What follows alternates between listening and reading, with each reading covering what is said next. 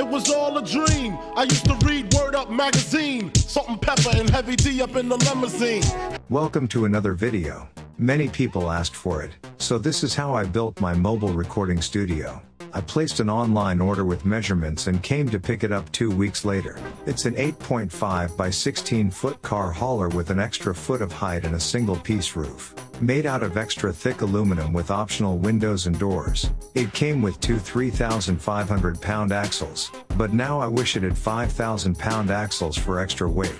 The rear ramp folds down and could be a nice small stage for a secret show or a venue.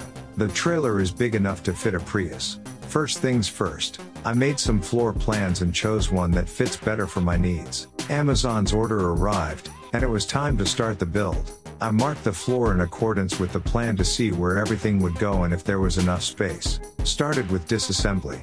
By the way, I'm not a professional carpenter, and learned everything as I proceeded. This is not a how-to video. Don't do it at home. I removed the plywood that came from the factory and added steel framing to the main ribs, making it 4.5 inches thick walls. The same has been done for all walls and ceilings. Again, I recommend hiring professionals because making mistakes could be dangerous and expensive. I'm willing to deal with consequences for our entertainment and personal growth. It will be the thickest and best insulated trailer ever. However, now it feels like I was swallowed by a whale. Next was electricity. I did AC and DC circuits for lights, power outlets, and other equipment. So let's look at it one more time and start cutting holes in the body. First, I installed a 30 amp power inlet, motion sensor porch light, and max fan. The fan is the only hole in the roof. This fan can suck out all the interior air in less than a minute. Also, I made mounting points for the AC unit and screens. At this point, the interior is ready for insulation, and I can move on to the exterior. Just got to get these noodles cleaned up. Mounting bracket for an exterior AC unit made of steel bars painted black. It holds weight without a problem. The outside unit sits on rubber bushings to prevent vibrations. Cables and pipes pass through the wall and connect to the inside unit. This is a 9000 BTU system, and it also has a heat pump. At peak power, it takes about 700 watts at 110 volts, so it is possible to run it off solar. To mount solar panels, I used an aluminum roof rack.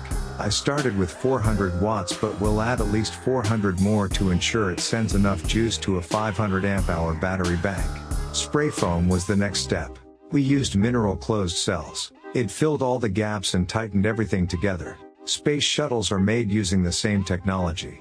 The process is a bit messy but worthwhile. The walls are now ready to be closed off. Spray foam took care of temperatures but needed more sound control. I used Rockwool. It's safe and inexpensive, but heavy. Also added the rear wall because the ramp was not sealed well. Then I added a layer of burlap and covered it with pegboard to pay tribute to classic studios of the golden era. I used vinyl planks for the floors and can't recommend them. I will be changing it. It shrinks and leaves gaps, and the vinyl top layer comes off easily. It's just not made for campers. However, it was extremely simple to set up. Unlike the next step, it took some time and manpower to insulate the ceiling. The trailer retains cool air during the summer in California until around noon. Now it's starting to look like a room. My first build used the restroom as a mic booth. I knew the restroom was more important this time. Small booths don't sound good anyway. This whole trailer is pretty much a booth already. After framing the restroom, I attempted to build cabinets. Thin plywood was used to save weight. Please don't judge my skills. It's far from perfect, but it works. Restroom uses two 5-gallon jerry cans for water. I'm planning to add a shower along with bigger tanks and hookups. For now, it is off the grid. Next, let's make some sound panels. A super easy task. It takes almost no time or money to make your own. It's starting to look like a studio now.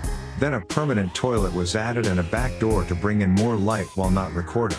This wedge foam is to hide LED strips. It looks cool but I might change it later. Then finished off the cabinets and primed it white. Installed the microwave, water jug and small fridge. At this stage, construction is done. The last thing was to bring equipment and connect everything. To finish off, I put a logo on the outside, so it's not quite so stealthy anymore. You can see it from afar. Make sure you subscribe and hit that bell notification, so you don't miss the full tour. Thanks for watching.